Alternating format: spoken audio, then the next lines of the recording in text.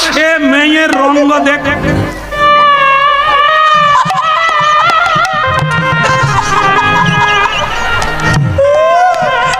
তা তুমি তো আসবে বললে, কই এলে?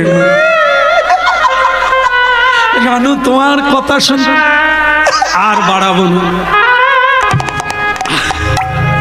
আশেপাশে যদি এরকম জিনিস থাকে দেখবেন, স্বামীর সঙ্গে কথা বললো চিবিয়ে চিবিয়ে, আর এ কোন মুখ পড়া বানর ঢুকলো একবারে কলা গাছের মতো ভেঙে পড়ল।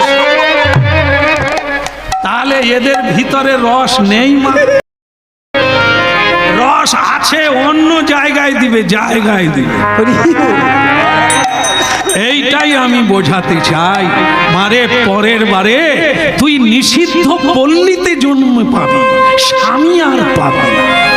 দাঁত থাকতে দাঁতের মর্ম বুঝবি না। কানা হোক, খরা হোক, নির্ধন হোক, সেবা হোক, কারণ বিধাতা যখন দিয়েছে তোমার জন্যই দিয়েছে।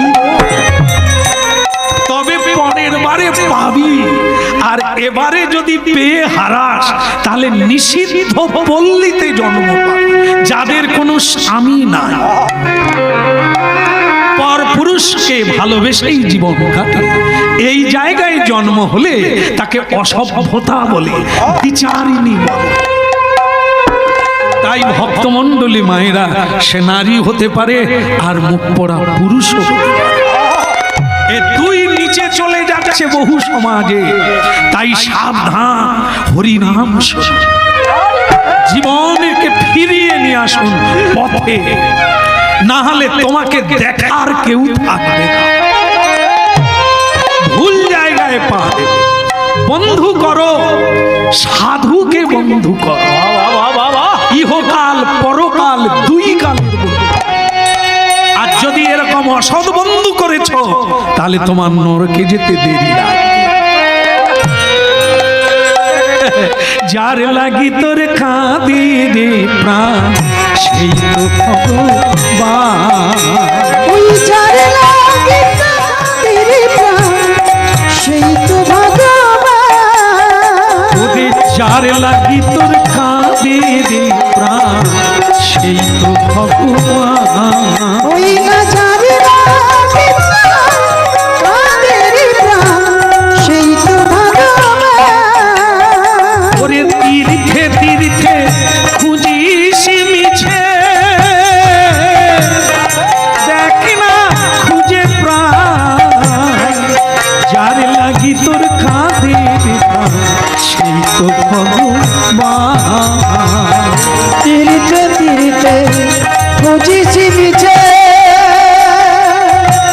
মনরে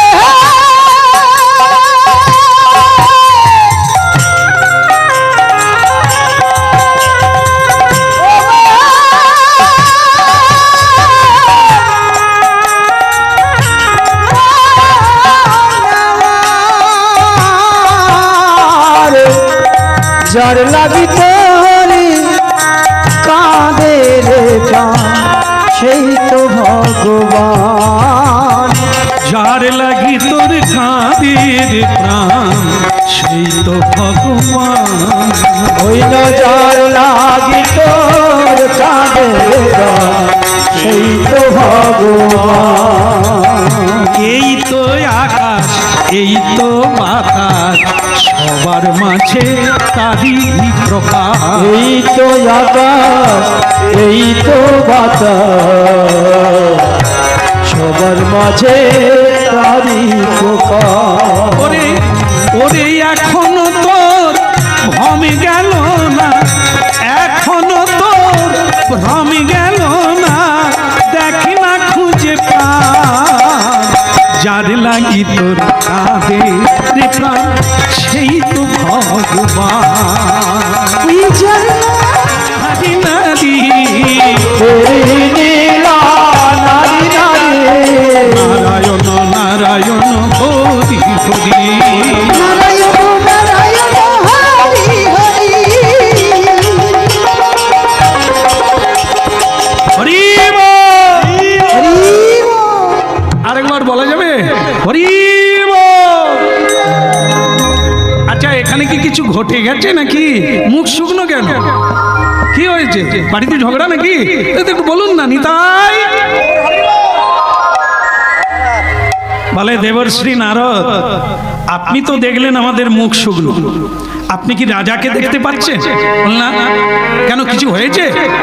ওই রাজার জন্যই তো সকলের মুখ শুকনো। রাজা বোধহয় আর 2-4 দিনের বেশি বাঁচবে না, খাওয়া দাওয়াই বন্ধ হয়ে গেছে।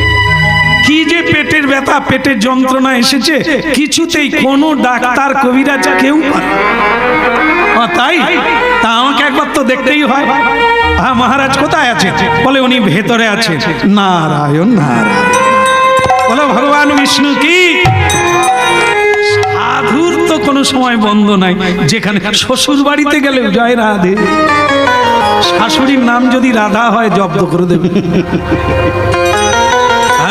তবে সে তো শাশুড়িকে বলছে না। বিশ্ব পৃথিবীতে রাধা শব্দ কে জানে না? কার নাম রাধা? শাশুড়ির নাম রাধা হলে নাম হতে পারে, সে রাধা নয়। হ্যাঁ, এ হচ্ছে কাপড় কাচা রাধা, আর সে হচ্ছে রাধা সে মিলনের রাধা, প্রেম কারিগর। বলো রাধা রানী কি জয় হোক। তা মহারাজের জয় হোক। আর এসেছেন নারদ, আপনাকে যে প্রণাম করব আমি কাঁদ হতে পারছি না, তাই আপনি আমার মনে মনে প্রণাম নেন। নারদ বলে, এমন কি হলো যে আপনার এইখানে ভাঁজ হচ্ছে না? স্প্রিং খুলে গেছে নাকি? নাট বল্টু কি নড়ে গেছে? আপনি এইটুকু নইতে পারেন না? এর আগেও তো কোনোদিন প্রণাম করেন না, নাট বল্টু যখন ভালো ছিল। আজও করলেন না, এরপরে আর করতে পারবেন না? শুয়ে পড়ুন। বলে কি বলছেন? এই তো সুযোগ, আর জীবনে প্রণাম হবে।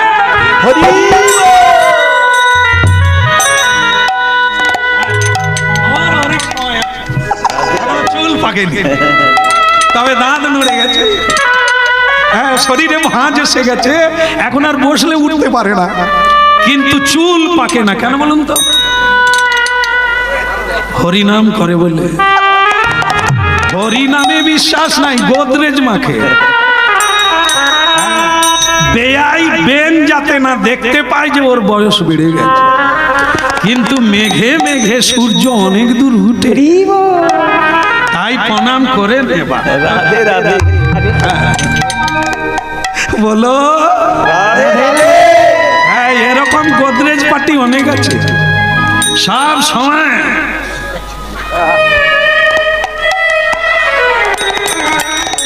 ওরে এসব ঝাড়বাতি থাকবে নি,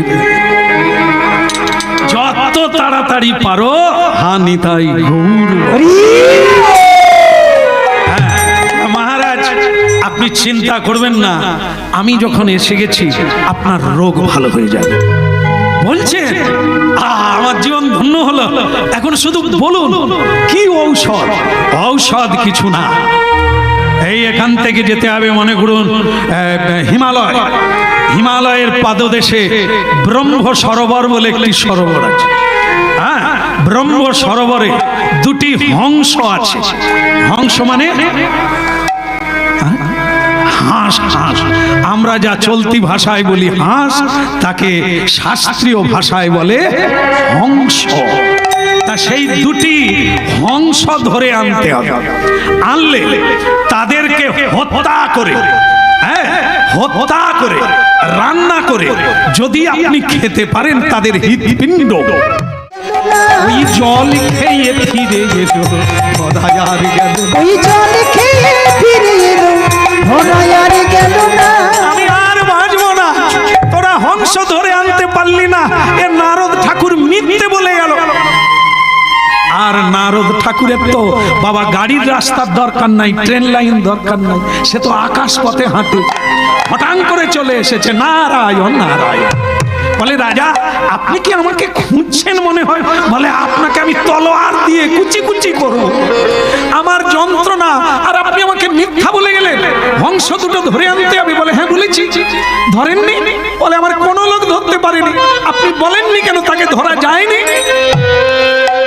বলে না মহারাজ, আপনি তো শুনেই লোক পাঠিয়ে দিয়েছেন, কথা শেষ হয়নি। বলে, কি কথা? আমি বলতে চেয়েছিলাম সাধু না গেলে তাকে ধরা যাবে না।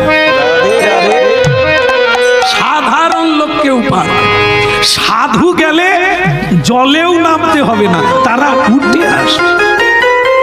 রাজা বলে, আমার রাজ্যে কি কেউ নেই এই দুটো হংস ধরতে পারে? পয়সার লোভে কত লোক সাধু সাজতে পারে। সে বলে আমি যাব, ও বলে আমি যাব। বলে নারদ যে বলে গেল সাধু হতে হবে, বলে আরে সাধু হলাম কি সাধু সাজলাম, ওই হংস দুটো কি বুঝতে পারবে? এই তো তিলক দিয়ে দেব, আর দোকানে মালা কিনতে পাওয়া যায় একটা জড়িয়ে নেব, একটা নামাবলী গায়ে দিয়ে হরে কৃষ্ণ করতে করতে। বলে তাহলে যা। ভক্তমন্ডলী মাইরা এইবার কি করলো? ভজ শ্রী কৃষ্ণ, কহ শ্রী কৃষ্ণ, লহ শ্রী কৃষ্ণে নামে রে। ভজ শ্রী কৃষ্ণ, কহ শ্রী কৃষ্ণ, লহ শ্রী কৃষ্ণে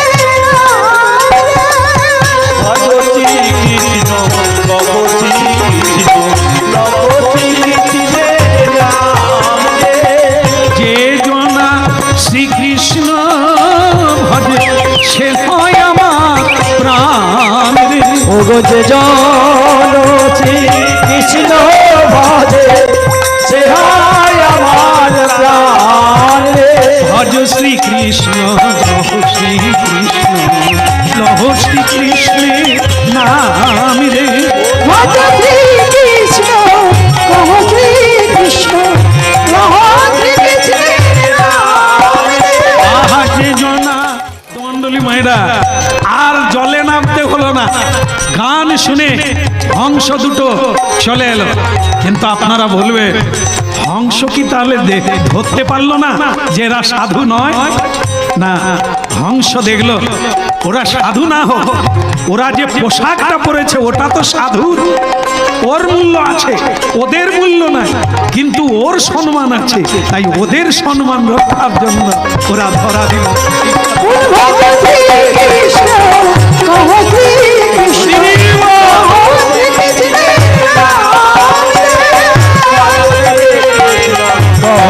কৃষ্ণ লহ শ্রী কৃষ্ণের নাম রে। যা যা যা যা যা ওই খাঁচার মধ্যে রেখে দে, আজ রাতটা কেটে গেলে আগামীকাল সকালবেলা ওদের হত্যা করে আমি খাবো, আমার সকল রোগ ভালো হয়ে যাবে। খাঁচার ভিতরে হংস দুটো গভীর রাত্রে তারা কথা বলছে মানুষের ভাষা। এ ভাইয়া রে, এ রাজা মূর্খ, একে কোন মূর্খ যুক্তি দিল আমাদেরকে হত্যা করলে তার রোগ ভালো হয়ে যাবে, মানুষের উপকার করলে তবে রোগ ব্যাধি জ্বালা যন্ত্রণা থেকে বিধাতা মুক্তি দিয়ে দেয়। আরে আমাদেরকে হত্যা করে খাবে, এ তো আরো রোগ বেড়ে যাবে। রাজা বেরিয়ে এলো এই রাত্রে। হংস, তুমি বলছো তা তোমরাও তো সাধু, তাহলে নারদ ঋষিও তো সাধু, সেই তো বলল তোমাদের হত্যা করে খেতে হবে। আগে না, নারদ ঋষি সকলের করে যদি জল পান করতে পারো তোমার রোগ ভালো হয়ে যাবে। কি আর করে, আর দেরি করলো না। আহা বৈষ্ণব ঠাকুর করুণা সাগর, এ দাসে করুণা করি। বৈষ্ণব ঠাকুর করুণা সাগর, এ দাসে করুণা করি। বা বৈষ্ণব ঠাকুর করুণা সাগর, এ দাসে করুণা করি। হে বৈষ্ণব ঠাকুর করুণা সাগর, এ দাসে করুণা করি। ওই দিয়া পদ ছায়া শোধয় কে আমার, ওই না দিয়া পদ ছায়া ওগো বৈষ্ণব ঠাকুর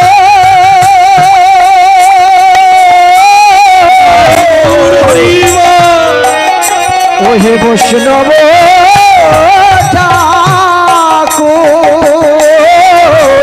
দিয়া পদ ছায়া শুধু আমারে বসেছিস তোমার চরণ ধরি, আহা তোমার চরণ ধরি, আমি তোমার চরণ ধরি, তোমার চরণ ধরি। বলি এইবার আমায় কৃপা করো, এইবার আমায় কৃপা করো। একটা জায়গা লক্ষ্য করবেন, এতদিন কেউ ভালো করতে পারলো না, যেই সাধু সঙ্গ হলো অমনি আজকে সাধুর চরণ ধরা আর চরণ ধৌত করতে গেল, দেখুন বদল হয়ে গেল।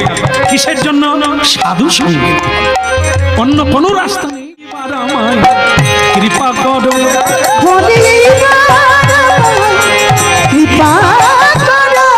আমি ধরি তোমার চরণে ধরি। এই! খারাপ। আমার এখন চরণ ধরে টানাটানি করছি, সেদিন আমাকে তো ছুঁড়ে ফেলে দিয়েছিলে। হ্যাঁ? সেদিন কার সঙ্গ করেছিলি তাই তোর ভেতরে এত কুর ভাব, আর আজকে আবার এসে তুই এতগুলো বৎসর পরে তুই আমার চরণ ধরতে এলি। তুই কার সঙ্গ করেছিলি? নিশ্চয়ই সাধু সঙ্গ। আগে ঠিক, এখন আমাকে একটু সুযোগ করে দেন, নাহলে আমি মরে যাচ্ছি। আপনি একটু চরণ ধৌত জল আমাকে দেন।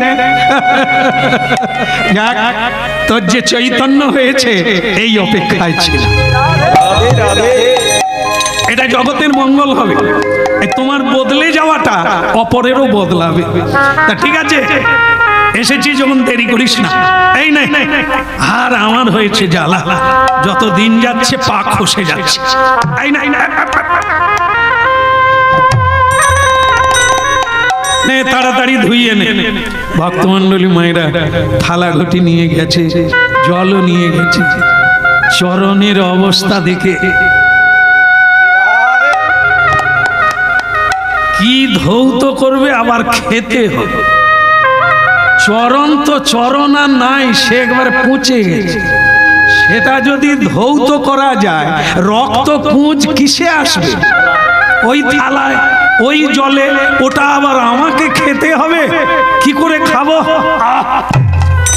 তো তখন রাজা বলছে যে ঋষিবর, আমি একটা কথা বলবো। বলে বলো, বলো, সুযোগ দিচ্ছি, বলো।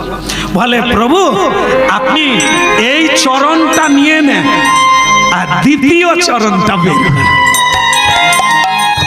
তার মানে এনার ধারণা এটার চাইতে ওটা হয়তো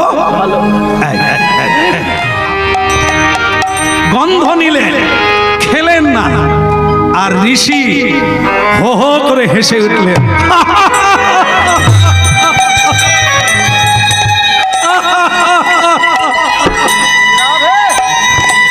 আরে মূর্খ রাজা, যদিও এত যন্ত্রণা পেয়ে এলি,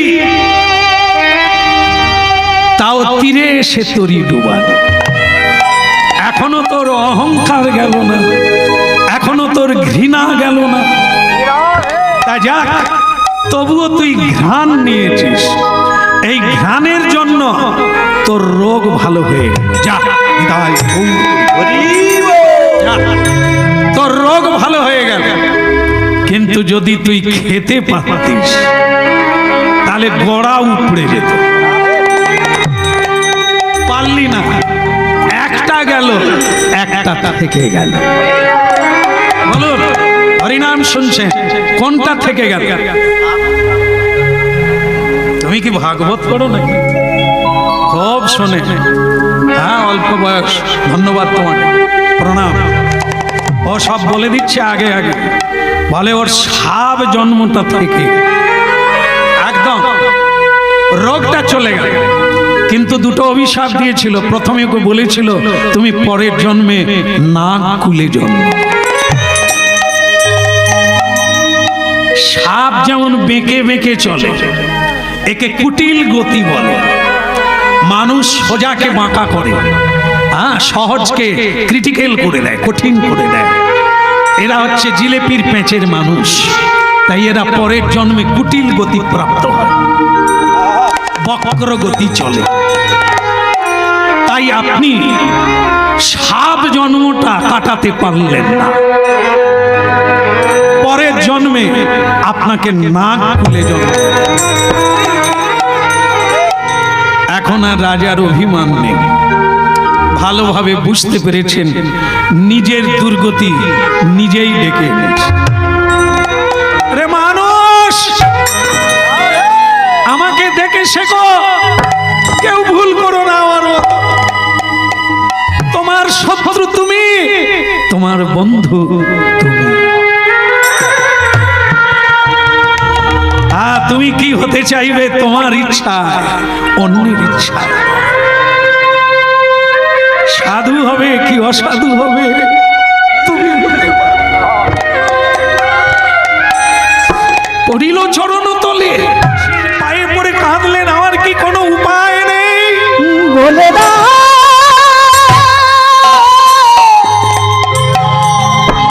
ও গো ঋষি, ঋষি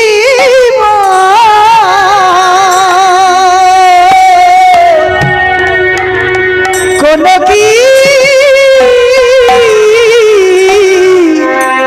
উপায় না?